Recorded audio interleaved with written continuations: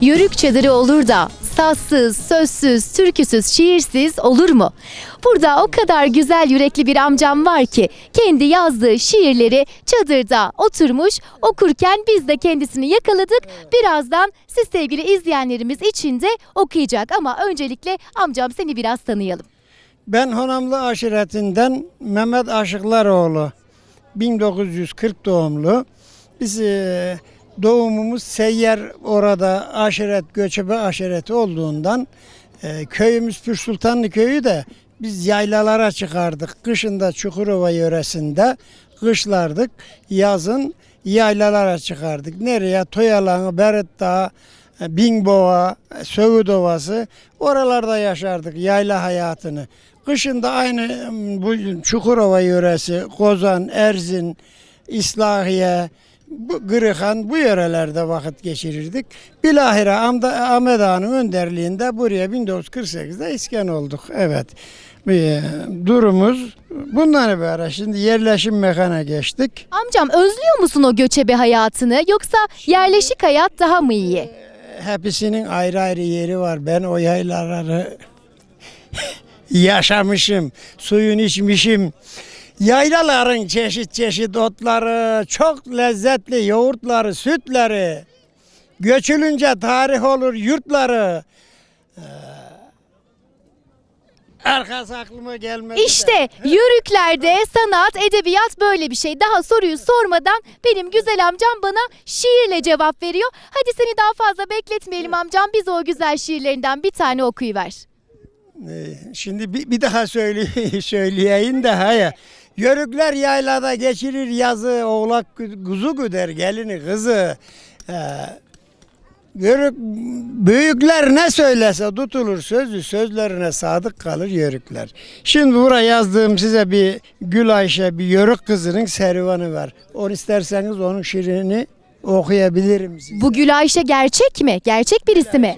İşte gerçek şekilde bu Gül Ayşe bir yörük kızı, güzel mi güzel, obanın güzel kızı. Herkes delikanlı o Gül Ayşe'ye yanında olmasını ister ama Gül Ayşe bir delikanlıya gönlünü kaptırmıştır. Bir gün tutar isterler yanı vermezler. Vermeyince de Gül Ayşe kaçıverir. Gül Ayşe'yi yakalayıp gelince savcılık kız kaçırmadan tevkufun isteri olanın Gül Ayşe'nin iki gözü iki çeşme bakalım ne söyler. Bakalım ne söyler Gül Ayşe.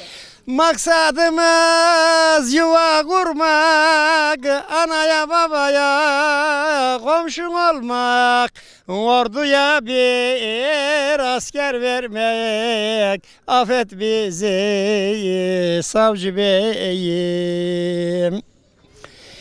Aşkın deryasına düştüm, aşkın şerbetinden içtim. Ben olana kendim kaçtım, affet bizi savcı beyim. Bizim aşk yerlerin esti, emmiler de bize küstü. Jandarma yolumuzu kesti, affet bizi savcı beyim. Yuvamızı kuramadık, mutluluğa eremedik, gözyaşlarım silemedim, affet bizi savcı beyim.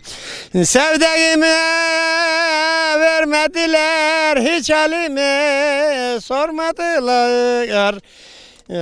Aşk sırrını bilmediler, affet bizi savcı beyim. Çekemeyen ihbar etti, jandarmalar bizi tuttu, kanun pençesine taktı, affet bizi savcı beyim. Gül Ayşe yalvarır size, merhamet eyleyin bize, vicdan alın elinize. Affet bizi savcı beyim. Kusura bakma. Yaşlandıktan sonra yürek yukalıyor. Ben hem söylerin hem ağlarım. Böyle bir kabiliyetim de var. Ne kusuru kusura amcacığım, bakma senin o ya. güzel yüreğine, eline kalem tutan eline de sağlık çok olsun. burada Hissetmeden yazılmıyor bunlar, değil mi? Tabii bir şey hissediyorsun da öyle yazılıyor tabii. Evet, benim amcam da hissetmiş, yazmış, belli. Çok teşekkür ediyoruz. Uzun uzun ömürler versin Rabbim sana amcam.